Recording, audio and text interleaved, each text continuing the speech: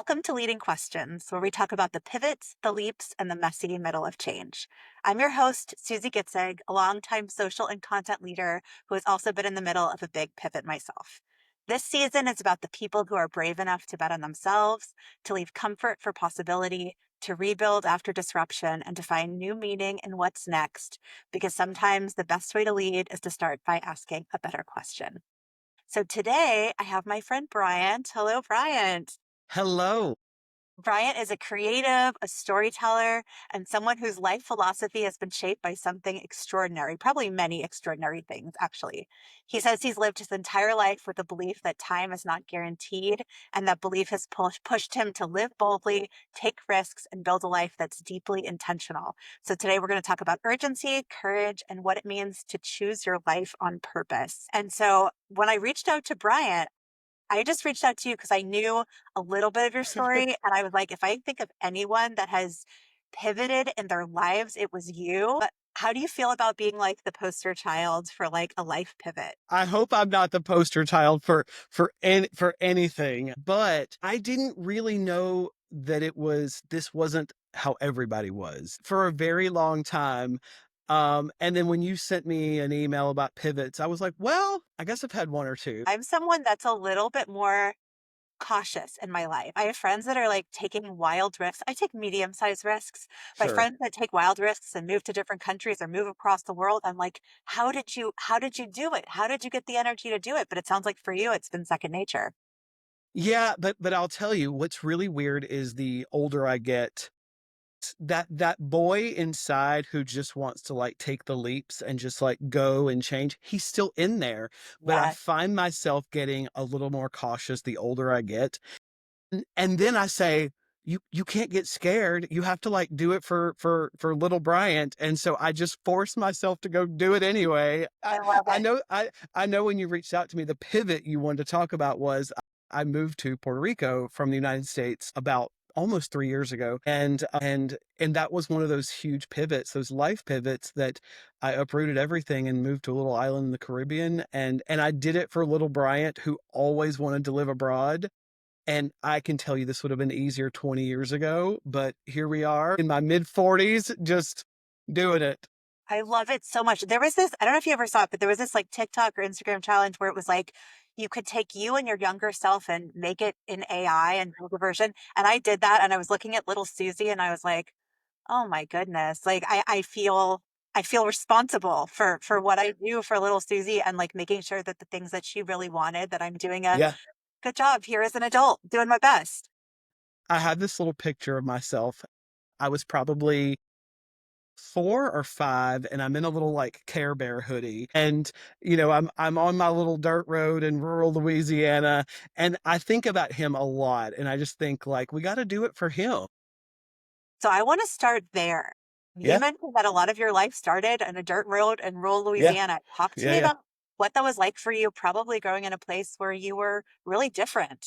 Yeah, so I very much knew I was different probably when I was 4 or 5 years old. I think like most queer people do, is you have this instinct, something is different. And I use the word queer and not gay because I identify as a gay man, but that little boy on the dirt road didn't have like a sexuality. That little boy was very queer. I think about I think I was 6 or 7. And if anybody is younger who watches this, which I assume everybody is, like, I don't know. But Shira, this is her second go around. Shira was popular when I was a little boy. And so I think about, I was 6 or 7, I had a Shira themed birthday party. And you got to think about this. Like, I was this little, queer boy on a dirt road in Louisiana. My dad is a Southern Baptist preacher.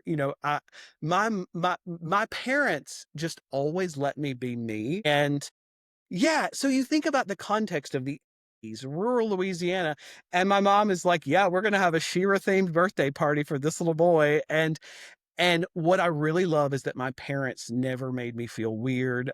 It was everybody else that did, but I was very much in this protected bubble that my parents just made me feel safe and let me be me. And it was kind of their mission. We gotta help this boy get off the dirt road and go do all the things. So I'll tell you, every bit of my life was shaped by being that little boy. Like, that's still who I am. It's weird that I have to be like, wow, what good parents to treat you like a normal child. But I mean, I grew up in the theater. I went to college in Oklahoma, right? In Oklahoma, in the theater, half of my college theater department had come out of the closet just when they went to college, and then they went right back in the closet and Yep. lived a completely different life. And it was because their Yeah. families, in many cases, didn't support Yeah. them, weren't Yeah. rallying for them, and that you just had a normal family that supported you and Yeah. loved you. Well, and here's the thing is that, you think about this whole theme of being of pivots, is that the first pivot that I ever did as a little boy was choosing to be myself and not, Absolutely. because I'll tell you, every other boy that my age that I grew up with, every other gay boy either is in the closet, still married, and literally no judgment. I understand that path, or they're dead because of the circumstances that we grew up in. Um, and so the reason I was able to do that pivot and to live a life that most people like me didn't do is my parents. And yeah, and I tell them a lot. I've tried to make sure I've told them, as an adult, like, hey, what you did and like you being brave parents and letting me be who I was, that made all the difference. I love it. I love it. So we're giving gold stars to your parents. That was the first bravery for you for being yourself. Second, gold stars to your parents for supporting it. So now you're this little kid living life, trying to be yourself. You also shared with me, which I did not know, that you were born with a rare condition and never expected to live a long life. Now that is a wild thing to put on a little kid. How did that impact your worldview, and how, when you're living your life just out of the closet, being yourself, how does this additional layer of, I don't know what to call it, trepidation, fear, excitement, there's a big bad world and I need to jump into it. How did that show up for you? So I assume you've seen Hamilton many, many times if I'm just But of guessing. course, but of course, Yeah, so I think about that song where Alexander says, writing like he's running out of time, and I very much live that way my entire, and I still do. I think it's too late for me to change. I don't know. be yourself. I love it. Yeah. Yeah. So for me, I have this, ridiculously rare birth condition that I've always known about. And most people don't have a great ending to that story where they either die really young or they end up just extremely crippled, handicapped. Like I am a best case scenario, which is wild. So yeah. And so what that has meant my entire life is that it has made me be fearless. That not only being the little gay boy on the dirt road like makes you pretty fearless to be yourself, but then you have this other thing. It's like this ticking time bomb where, hey, like you're not going to get old. Like, so you got to go fit it all in right now. You have to go do every adventure. Like, and so I very much grew up like, I didn't say no. I was just like, yes, like, let's go do it. And it has made me really fearless my entire life. And it's how I did things like, in my early 40s, moved to Puerto Rico and uproot everything. But, and it's one of those things I want to like knock on wood. Yeah, I'm not gonna So wood too. yeah, yeah. So I found a really great doctor here on the island who specializes in what I have. So what I have, every doctor I've ever had is like, yeah, they taught us this in med school and they said, don't worry, you're never going to see this. You love being that poster child. You're like, hello, but I'm actually here though. I'm Wow. like, but here we are. And so I have this really amazing doctor and I went to see her back in May or June of this year. And so just imagine me like living life, running out of time, and I go to a normal checkup and she says very just not flippantly, but she didn't think what she was saying was important. She thought I knew this. She goes, yeah, you're in such great shape. My other patients with this are in wheelchairs. They're dead. They're this, that, and the other. She said, looks like you're going to really beat the odds with this. And yeah, I sat there and I got really teary eyed in the office. And she says, wait, has no one ever told you this before? And I was like, no, no You were one's just ever told me this waiting. before. Like you didn't, yeah. Yeah. And so for me, I've just always, physically tried to take as good a care of myself as possible. Mentally, I was this fearless boy who's just like, trying to do all the things before we say goodbye. And so we talked and I was like, no, nobody's ever said this. She was like, yeah, she was like, where you are and how you are living your life is what's going to save you. She was like, I really think you have a really good shot at like living a normal life and like getting older. And I say I knock on wood because as soon as you verbalize it, I'm Of like, course. because I want to put into the universe, you never know what's going to happen. I But know. even that it was a possibility blew my mind. It also it has sent me into like 6 months of therapy about this because while it should have been, and it still is exciting, it's very good news. I don't want to say that, but I very much had to be faced with shit. I actually could get old and might have to like see my parents die, and I may have to like face an aging husband, and I may have to like go through all these experiences that I thought I was going to get to opt out of. Wow. That is like, I can't even imagine that. It's like the Yeah. opposite of the Yeah. things that we've always worried about. And you get to Yeah. now confront them. And And I don't want to. I understand that. And that's the thing. And can I cuss on here? Is that okay? Sure. Yeah. Like it's been the biggest mind fuck is going shit like, and I think you asked what was my leading question. My leading question I wrote was, oh shit, now what? And that's very much like where this comes from is, oh shit, now what do I do? Like I might actually be around for all of this, the good, the bad, the ugly. And I know the like therapy answer inside is of course this is a good thing. Of course this is like a privilege. I know all those things, but it doesn't make it better or it doesn't make those feelings not valid like that the oh Got it. shit, now what? Yeah.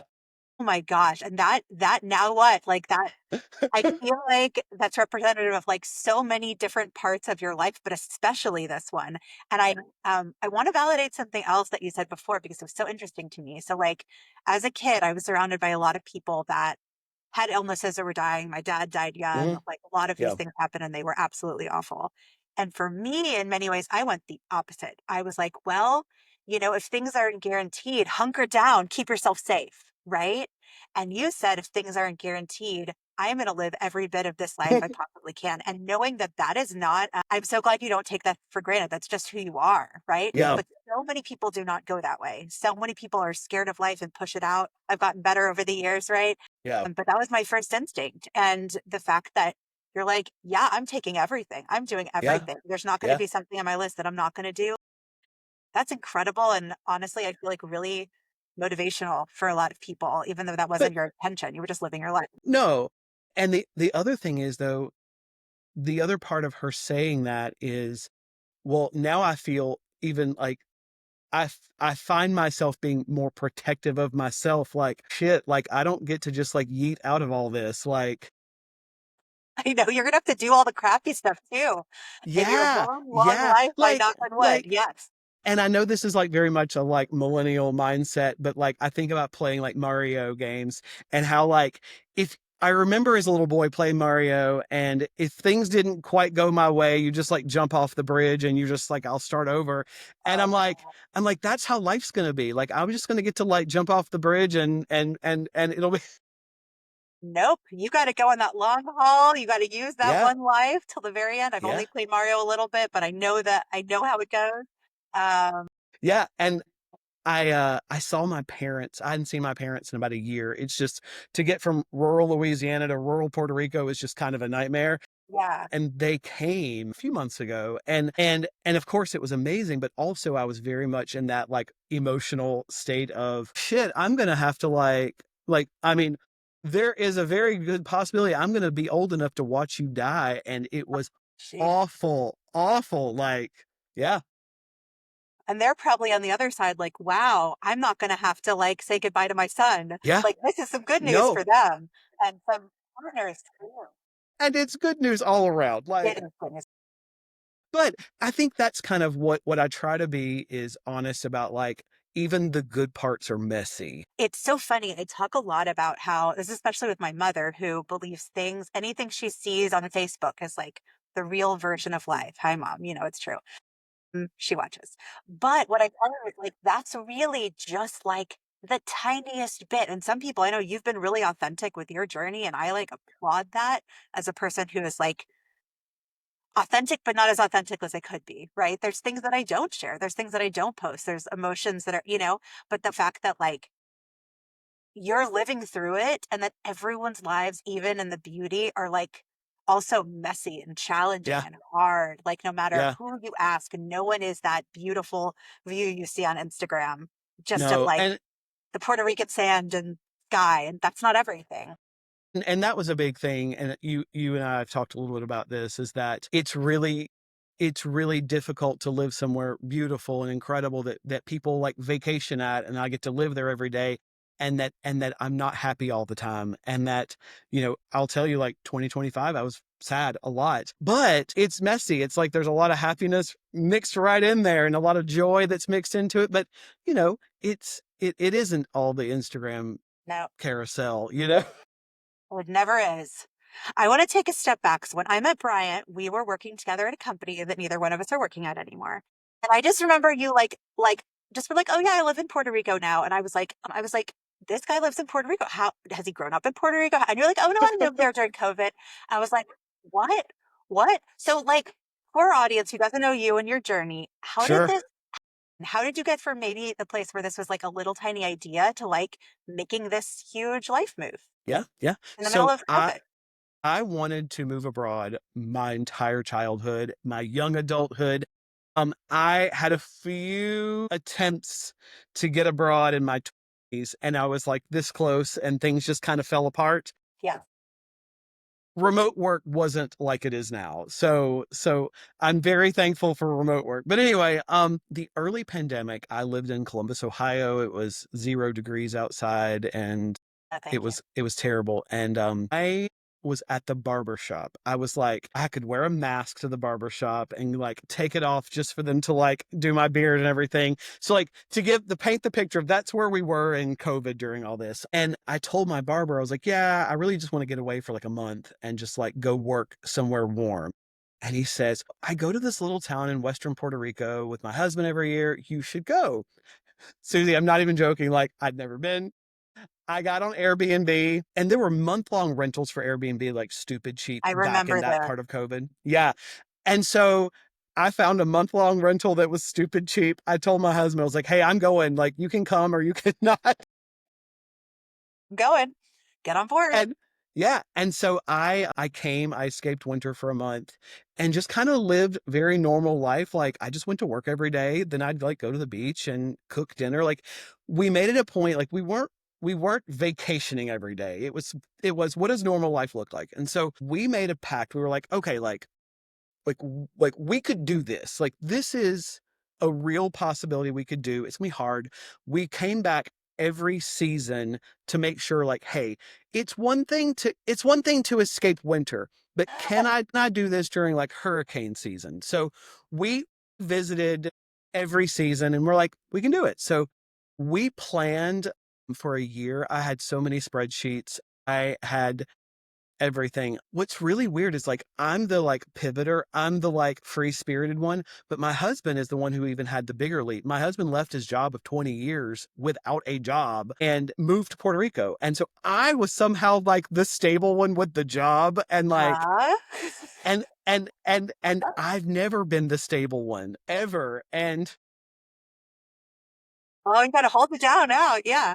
but it was an amazing, like, to be able to, like, see my husband go through that for the first time. He got to choose where he wanted to live. He got to be in charge of designing his life too. And so, yeah, we planned for a year, and Imma tell you, it was a shit show no matter how much planning we did.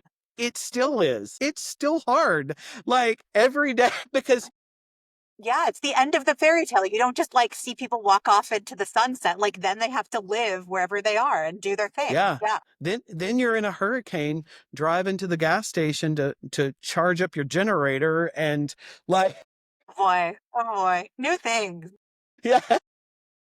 That is wild. So your question that you asked me, which we talked about a little bit, but I want to make sure I have all of the what have I Tell done me. and what do I do now? So your question was, God, what have I done? That could be anything, right? Yep. And Yep. then God, what do I do now? What does that mean to you, like right now, in the middle of all of this change, the change in your diagnosis, the change, Yep. well, not diagnosis, but the change in your life Yep. expectancy, the Yep. change living in Puerto Rico? What is next for you? And I think that that's what I have to be okay with is not knowing what's next. Because now it's like, well, now I'm like, I'm going to see my parents age. And, you know, is that moving part time to Louisiana at some point? I don't know. Oh, Um, yeah. and then something that my husband and I've really experienced since we've lived down here is we love it, but we're also kind of lonely. Like we're pretty isolated. And so it's, you know, well, oh shit, now what? Like, well, now it's let's try to make friends. Like maybe we've talked about we've had very honest conversations of like, do we move back to the States? And neither of us wants to. Neither of us that's not how we want this to end right now. We've talked about moving like closer to San Juan Metro, where you would just be near more people and have like a better chance to make friends. Yeah. But and that is still on the table, but I don't think that's what we want. Like I live in Western Puerto Rico. It's pretty rural. And as like the country boy in me, like I love that. But it's that thing of I live somewhere really beautiful that I love, but not really having a community is hard. And Really hard. Yeah. it's hard. It's and so when I think about that shit, now what? I don't know. And that's been like a huge thing. Like I will tell you, like shout out to like finding a therapist in Puerto Rico because it's been it's been a lot to like try to like work through. And so I don't know what's next. And that's okay. Isn't And I that think weird? That's that's okay. We want, like, as a planner, it sounds like you just want to have a yeah, spreadsheet and a plan. And like a lot yeah. of times the answer is you don't get one. Yeah. And so that's where I'm at. That's what I'm living in right now, the space of I guess I just take it one day at a time like everybody else does. This is and I know that sounds stupid, but I'm like, I've never done this before. I know. I know. Now you're like the one day at a time, like people say that. And I've really taken it to heart these past couple of years, especially with like all of my weird pivots. I'm like, well, Yeah. I can't control the outcome. I can't control next. All I can control is like the little steps I'm doing every day to like either make me happier, make my mental health strong, make me good at my job, whatever. The little tiny things without trying to future cast something that I have no control over, really, which Yeah. is Yeah, yeah, yeah. Did let me ask you something. yeah. When because I experienced this in COVID, I never really did things just for fun until COVID happened and we like didn't have anything else to do. Mhm. And I didn't have a job for like 6 months of COVID. And talk about like pivoting. It was like teaching myself to have hobbies Yeah. and to just do things for fun. Mhm. And because I see you like in your dance classes and I see all these things and like, have you always been that girl or is that girl new? Um, so I always knew I was. I didn't always do it. So I think for a lot of my life, I was a theater director and theater was Mhm. just like it. Yeah. And I got burnt out of theater, stopped doing the arts, and took like a long break. And then I was like, that doesn't feel right either. And then I realized what gives me joy. Like I really believe, and it sounds a little bit selfish, like my purpose in life is both to like be a good person, take care of my family, friends, etc. That's like a absolute. But then it's to like bring joy into my life. Mhm. I want Mhm. joy. I want joy all the time. And Yep. so I like did a lot of thinking about what brought me joy. And it was those hobbies. Like I don't have to be awesome at any of them. I'm a medium dancer and a medium painter and I think I'm a slightly better writer, but like it's just dabbling in things that bring me joy, but knowing that if I don't do that regularly, I won't be happy. Yeah. And especially going through like the stressful jobs we had or the time of like job transition, I was like, well, can't control any of that, but I can sign up for dance class and I can go for a walk and look at the trees and I can, listen to music when I'm feeling down. Like, and so for me, those are like non-negotiables. I think my Yeah. husband feels like I do too many of them and I need to prioritize. I feel like just bring on the joy. And if at the end of the day Yeah. I saw some friends and had some coffee and danced and painted, like that's a good day for me. And saw Mhm. nature. That's another good Yeah. day for me. Yeah, yeah. I no, like that's what when the pandemic happened and I like had to learn how to have hobbies and have fun, like not to monetize something. It's like, you know, it's like let me just go be mediocre at a lot of things. Yes. And Mediocrity. and as like that like little gay boy perfectionist on the dirt road, like it was so liberating, like to be able to just say, okay, like I'm gonna just do things for fun, and that has been one of the best things of my life. Is just, Yeah. and I know that sounds stupid, Not like but Sure. There was this girl who was talking about failure, and she was like, I'm going to go out every day and suck at something. And I was like, whoa, that's so brave. And for me, that was like, yeah, I'm going to sing a karaoke song that I'm going to miss half the notes on, and I'm going to somehow do it and be okay with myself at the yeah, end of it. I'm going to be yeah, okay being mediocre at a lot of things yeah, because they bring me joy. And I'm so yeah. glad that you like experimented and like found things that you enjoyed, even if that you're not going to be like the number one person in the whole world at it. No, That no, is okay. no. And I think for all of us recovering perfectionists, we should celebrate each other when we suck at something or when we fail at something. It's like, five, you, because we would have just either not tried, or we would have beat ourselves up and not had the fun because we Uh-huh. weren't the best. I think I sang the same karaoke song for about 7 years because it was the one I knew I could sing. And then I was like, but I'm bored. This is not working for me. Or like, I won't record my dance because I missed half the steps. I don't care. Whatever. Like, do the thing that makes you happy. I know you're learning languages. I know you're Hmm. exploring I things. am. Amazing. And it looks like it brings you joy. I am. I've been I've been in Spanish class 7 days a week for about a year now, and I'll tell you, I have days. My Spanish teacher knows this. I have days where it's on, and I have days where I'm so terrible I like can't string a sentence together. And just spoiler alert for anybody watching, learning a language in your is so hard, and I'm never going to be great at it, and I love it. It's like my favorite thing. I love it too. And I can tell when you talk about it and like what you've posted about it, like it genuinely makes you excited no matter what. And that is like part of the purpose of our lives, I think. Yeah. Yeah. What's something you're proud of about yourself that most people don't see? I am so proud that I think I'm making little Bryant proud.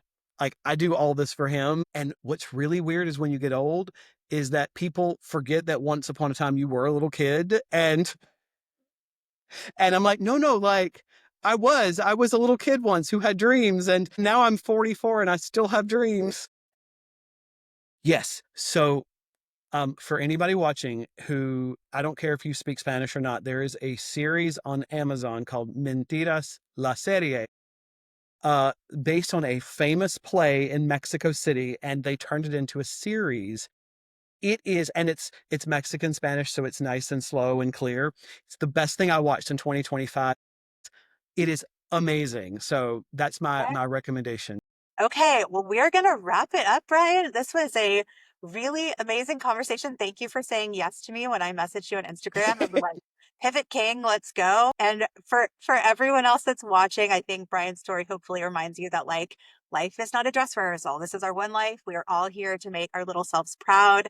Brian chose to live it awake on purpose and bravely.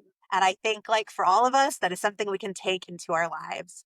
And if you're listening and you've been waiting for the right time to do anything, make that move, try somewhere new, take a different hobby, like this is your moment to do it. So thank you for tuning in to Leading Questions, and if you enjoyed this episode, share it with someone who's navigating their own pivot and subscribe to more conversations about risk, reinvention, and resilience. See you next time.